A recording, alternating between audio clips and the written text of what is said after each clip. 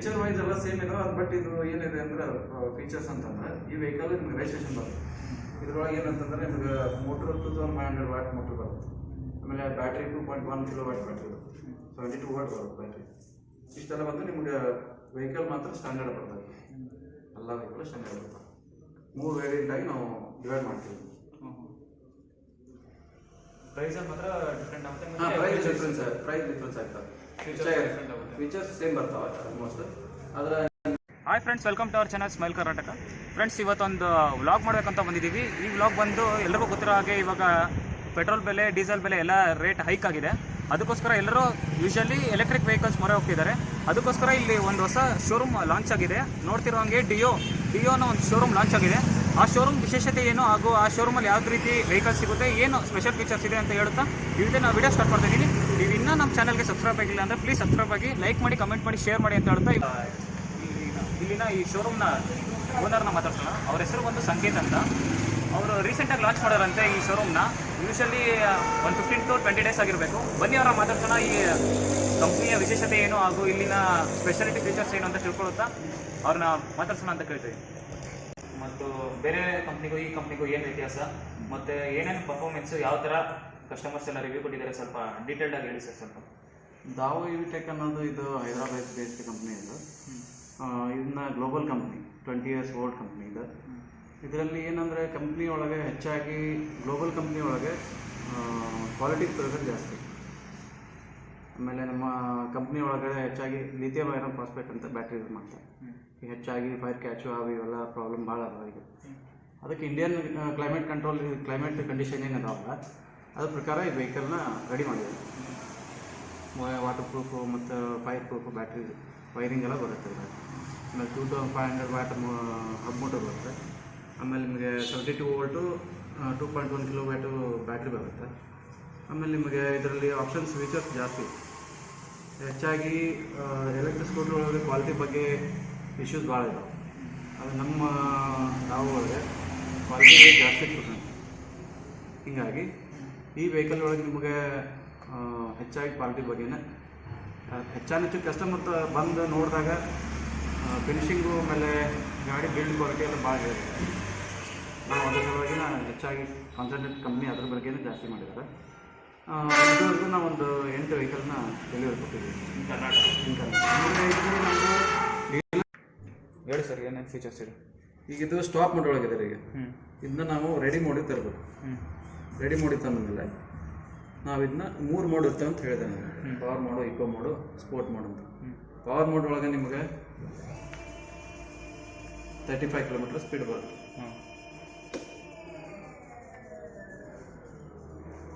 Eco mode ಒಳಗಡೆ 65 ವರೆಗೂ.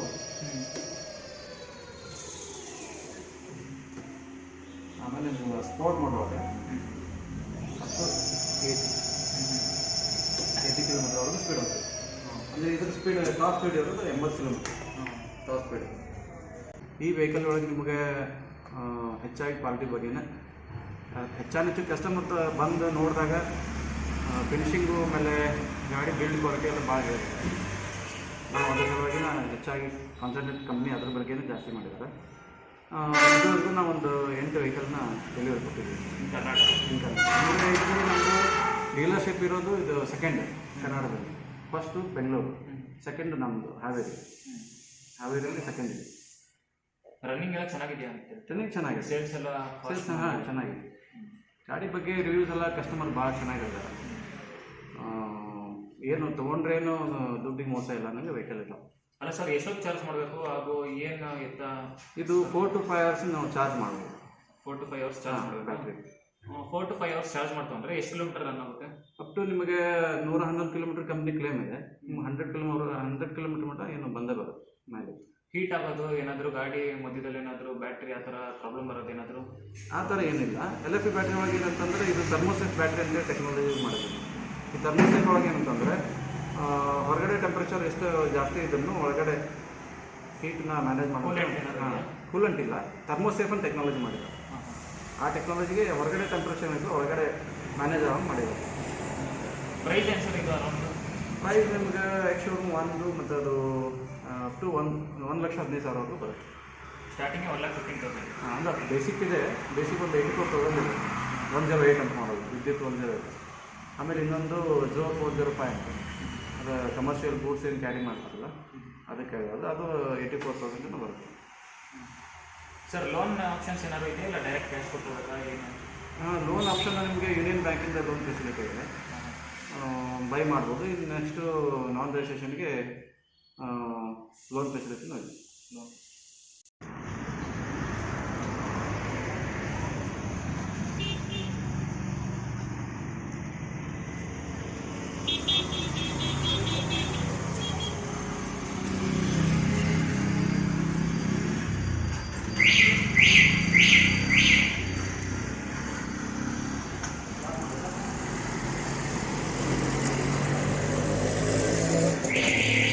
Feature wise ಎಲ್ಲ ಸೇಮ್ ಇದೆ, ಬಟ್ ಇದು ಏನಿದೆ ಅಂದರೆ ಫೀಚರ್ಸ್ ಅಂತಂದ್ರೆ ಈ ವೆಹಿಕಲ್ ನಿಮ್ಗೆ ರಿಜಿಸ್ಟ್ರೇಷನ್ ಬರುತ್ತೆ. ಇದ್ರೊಳಗೆ ಏನಂತಂದರೆ ನಿಮ್ಗೆ ಮೋಟ್ರ್ 2500 ವಾಟ್ ಮೋಟ್ರ್ ಬರುತ್ತೆ. ಆಮೇಲೆ ಬ್ಯಾಟ್ರಿ 2.1 kW ಬ್ಯಾಟ್ರಿ ಬರುತ್ತೆ, 72 ವಾಟ್ ಬರುತ್ತೆ ಬ್ಯಾಟ್ರಿ. ಇಷ್ಟೆಲ್ಲ ಬಂದು ನಿಮ್ಗೆ ವೆಹಿಕಲ್ ಮಾತ್ರ ಸ್ಟ್ಯಾಂಡರ್ಡ್ ಬರ್ತದೆ, ಎಲ್ಲ ವೆಹಿಕಲ್ ಸ್ಟ್ಯಾಂಡರ್ಡ್ ಬರ್ತದೆ. 3 ವೇರಿಯಂಟಾಗಿ ನಾವು ಡಿವೈಡ್ ಮಾಡ್ತೀವಿ. ಪ್ರೈಸಲ್ಲಿ ಮಾತ್ರ ಡಿಫ್ರೆಂಟ್ ಆಗುತ್ತೆ. ಪ್ರೈಸ್ ಡಿಫ್ರೆನ್ಸ್ ಆಗ್ತದೆ ವೆಹಿಕಲ್. ಅವು ನಾವು ಅದನ್ನೇನು ಮಾಡಬೇಕು, ಆ್ಯಕ್ಟಿವ್ ಮೋಡಿಗೆ ತರಬೇಕು. ಈಗ ರೆಡಿ ಅಂತ ಬಂತು, ರೆಡಿ ಅಂತ ಬಂದ ಮೇಲೆ ಇದರಲ್ಲಿ 3 ಮೋಡ್ ಬರ್ತಾವೆ: power mode, eco mode, sport mode. ಇದು ಸ್ಪೋರ್ಟ್ ಮೋಡು, ಇದು ಪವರ್ ಮೋಡು. ಇದು ಫಸ್ಟ್ ಪವರ್ ಮೋಡಲ್ಲಿ ನಿಮ್ಗೆ 15 km ಬರುತ್ತೆ. ಆಮೇಲೆ ನಿಮ್ಗೆ ಸೆಕೆಂಡ್ ಮೋಡ್ ಒಳಗೆ ಒಂದು 20ವರೆಗೂ ಬರುತ್ತೆ. ಆಮೇಲೆ ಲಾಸ್ಟ್ ಒಂದು 25 ಬರುತ್ತೆ. ಆಮೇಲೆ ನಿಮ್ಗೆ ನೆಕ್ಸ್ಟ್ ಏನಂತಂದ್ರೆ ಇವಾಗ ಹಜಾರ್ಡ್ ಲೈಟ್ ಇರ್ತೈತಿ ಬಟನ್, ಇದನ್ನ ಹಾಕಿದರೆ ನಿಮಗೆಲ್ಲ ಲೈಟು ಆನ್, ಇಂಡಿಕೇಟರ್ಸ್ ಎಲ್ಲ ಆನ್ ಆಗ್ತವೆ. ಆಮೇಲೆ ಇದು DRL, ಇದು ಹೆಡ್ಲೈಟ್. ಆಮೇಲೆ ನಿಮಗೆ ಎಮರ್ಜೆನ್ಸಿ ರೆಸ್ಕ್ಯೂ ಸಿಸ್ಟಮ್ ಅಂತ ಇಲ್ಲಿ ಬಟನ್ ಇದೆ.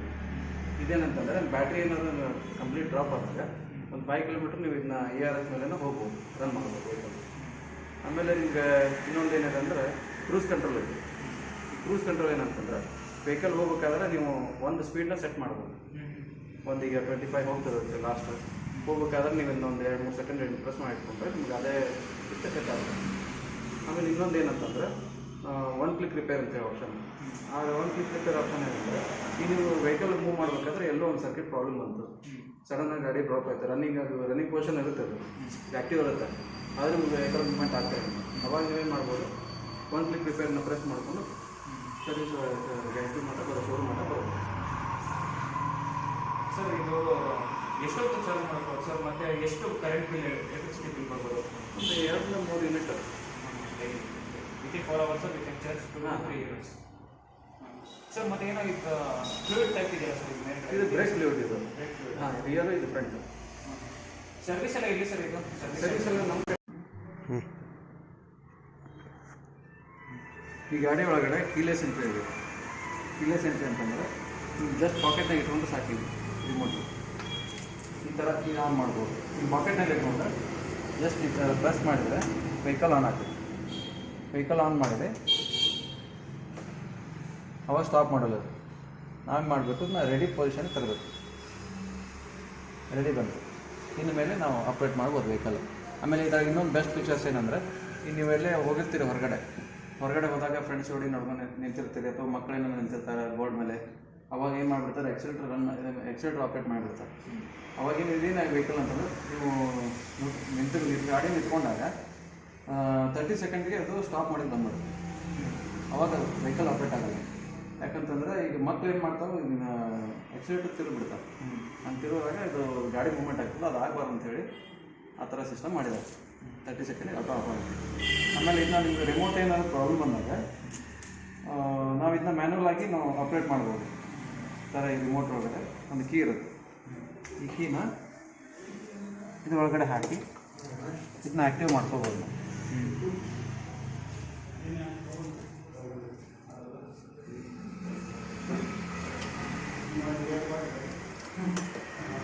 ಈ ಥರ ಆಪ್ರೇಟ್ ಮಾಡ್ಕೋಬೋದು. ಆಮೇಲೆ ವೆಹಿಕಲ್ ನೀವು ಮನೆಗೆ ತೊಗೊಂಡು ಹೋಗಿರ್ತೀರಿ, ರಾತ್ರಿ ಕತ್ಲಾಗಿರ್ತೈತಿ, ಮನೆಗೆ ಹೋದಾಗ ಅದು ಬೆಳಕಿರಲ್ಲ, ನೋಡಿ ನೀವು ಮಾಡ್ತೀರಿ, ಗಾಡಿ ಆಫ್ ಮಾಡ್ಕೊಂಡು ಹೋಗಿರ್ತೀರಿ ಆ ಕಡೆ, ಅವಾಗ ಅದು ಏನು ಮಾಡುತ್ತಂದ್ರೆ ಫಾಲೋ ಮಿ ಹೆಡ್ ಲ್ಯಾಂಪ್ ಅಂತೇಳಿ 30 ಸೆಕೆಂಡ್ ನಿಮಗೆ ಲೈಟ್ ಆನ್.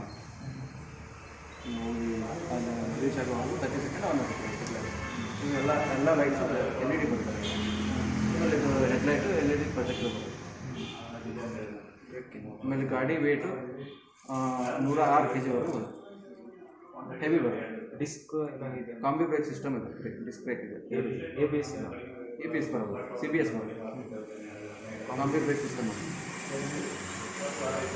ಬ್ಲೂಟೂತ್ ಮತ್ತು GPS ಫಂಕ್ಷನ್ ಏನಾದರೂ ಅದು ಈಗ ಕಂಪ್ನಿಯವ್ರೇ ಡೆವಲಪ್ ಮಾಡಿ